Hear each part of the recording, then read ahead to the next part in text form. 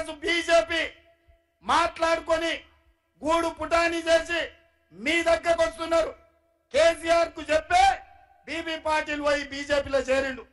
ఎందుకంటే బిడ్డ బెయిలుకు రావాలంటే జైరాబాద్ లో బీజేపీని గెలిపించాలి. ఇదే ఒప్పందం చంద్రశేఖర్ రావుది.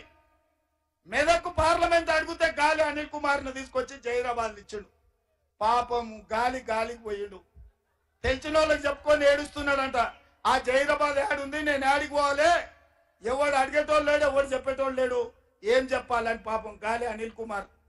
ఇవాళ గాలి అనిల్ కుమార్ అన్యాయం చేసి జైరాబాద్ ప్రజల్ని మోసం చేసి బిడ్డ పేరు కోసం జైరాబాద్ లో బీజేపీని గెలిపించడానికి ఇవాళ చంద్రశేఖర్ రావు కంకణం కట్టుకున్నాడు. నేను అడుగుతున్న మిమ్మల్ని, రాబోయే 10 ఏళ్లు మన ప్రభుత్వం అధికారంలో ఉంటది. మీకు ఇండ్లు ఇవ్వాలన్నా, పెన్షన్ ఇవ్వాలన్నా, బసవేశ్వర సంగమేశ్వర ప్రాజెక్టు కట్టాలన్నా, మీకు ఐటీఐ మహిళా కాలేజ్ ఇవ్వాలన్నా, మీకు డిగ్రీ కాలేజ్ ఇవ్వాలన్నా, మీకు లైబ్రరీ చెయ్యాలన్నా, మీ ప్రాంతంలో పేదవాళ్ళని ఆదుకోవాలంటే ఇందిరమ్మ రాజ్యానికి కాంగ్రెస్ పార్టీకి అండగా నిలబడండి సోదరులారా. మన ప్రభుత్వం వచ్చి సరిగ్గా 5 నెలలు కూడా కాలే, ఇంకా 4.5 ఏళ్ళు మనమే ఉంటాం. మన ప్రభుత్వంలో పేదలకు మేలు చేయాలి. సురేష్ షెట్కర్ గారు మీకు తెలుసు, ఎవరైనా ఎక్కడైనా శత్రువు కూడా 1 రూపాయి అడిగిందని చెప్పగలడా?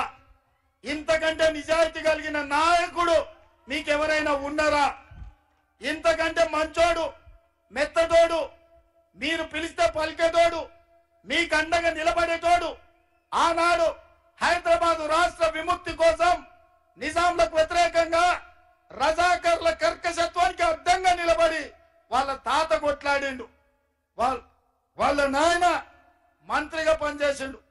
ఇవాళ 3వ తరం ఎమ్మెల్యే ఎంపీగా సురేష్ షెట్కర్ గారు పనిచేసిండు. ఎక్కడైనా ఎవరైనా షెట్కర్ గారి మీద 1 పైసా ఆరోపణ ఉన్నదా? మీరు ఆలోచన చెయ్యండి.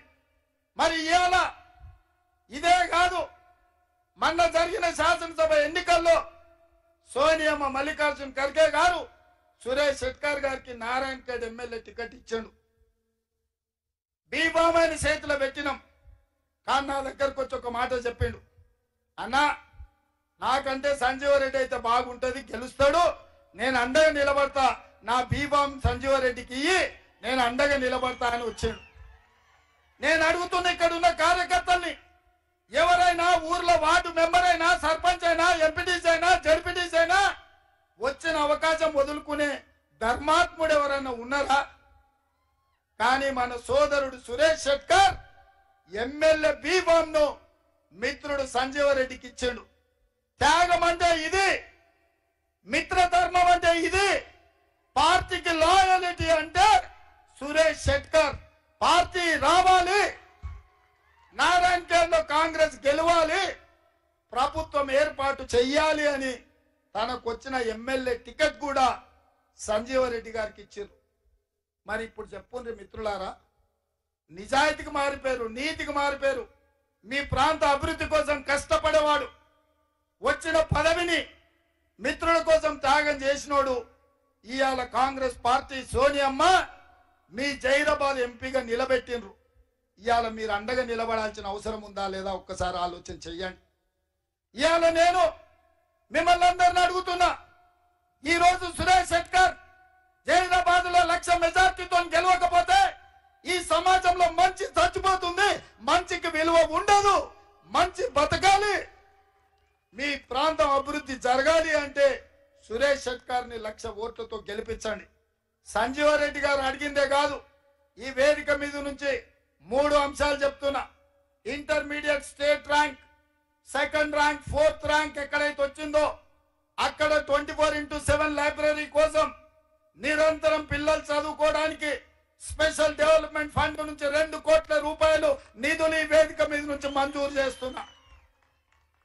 అదే విధంగా ఈ ప్రాంత అభివృద్ధి కోసం, ఆడబిడ్డల కోసం మహిళా ఐటీఐని కూడా ఎన్నికల కోడ్ అయిన ఎంబడే మీకు మహిళా ఐటీఐని ఇచ్చే బాధ్యత నేను తీసుకుంటా. ఇదే కాకుండా ఆనాడు ఇందిరమ్మ రాజ్యంలో మీ ప్రాంతం అభివృద్ధి జరిగింది. ఇవాళ మీ ప్రాంతంలో పారిశ్రామికలు రావాలి అంటున్నారు.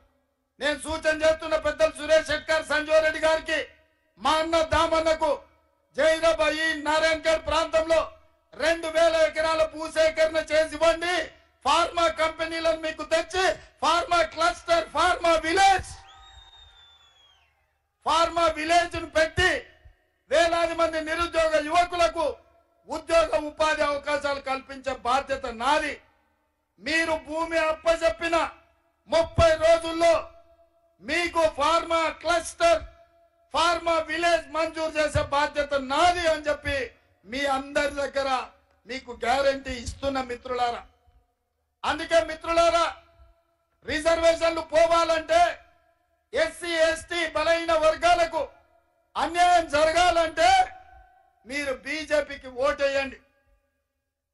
దళితులు, గిరిజనులు, బలైన వర్గాలు, మైనార్టీలు, మహిళలు బాగుపడాలంటే, నిరుద్యోగ యువకులకు ఉద్యోగ ఉపాధి అవకాశాలు ఉండాలంటే రిజర్వేషన్లను కాపాడి రిజర్వేషన్లను పెంచాలి అనంటే ఇవాళ మీరు కాంగ్రెస్ పార్టీకి అండగా నిలబడండి. మీరే నిర్ణయించుకోండి. మీ భవిష్యత్తు మీ చేతుల్లో ఉంది. మీ పిల్లల భవిష్యత్తు మీ చేతుల్లో ఉంది. బీజేపీకి ఓటేస్తే ఆ ఓటు సరాసరి ఎస్సీ ఎస్టీ బీసీ రిజర్వేషన్లని రద్దు చేస్తుంది. బీబీ పాటిల్ గెలిచిండంటే సురేష్ శెట్కర్ నేషనల్ హైవే తెచ్చిండు, బీబీ పాటిల్ కాంట్రాక్ట్ చేసుకున్నాడు. అందుకే ఆయన నేను తెచ్చిన అంటుండు. ఆయన తేలే, ఈయన తెచ్చిన కాంట్రాక్ట్ పనులు చేసుకొని పైసలు సంపాదించుకోండు. రేపు మళ్ళా మనం ఏమన్నా ఇచ్చినా కాంట్రాక్టర్ గా మారి సొమ్ము చేసుకుంటారు తప్ప మీ ప్రాంతాన్ని అభివృద్ధి పదం వైపు నడిపించే శక్తి పార్టీలకు లేదు. అందుకే మిత్రులారా, మీ అందరూ ఇంత ఆలస్యమైన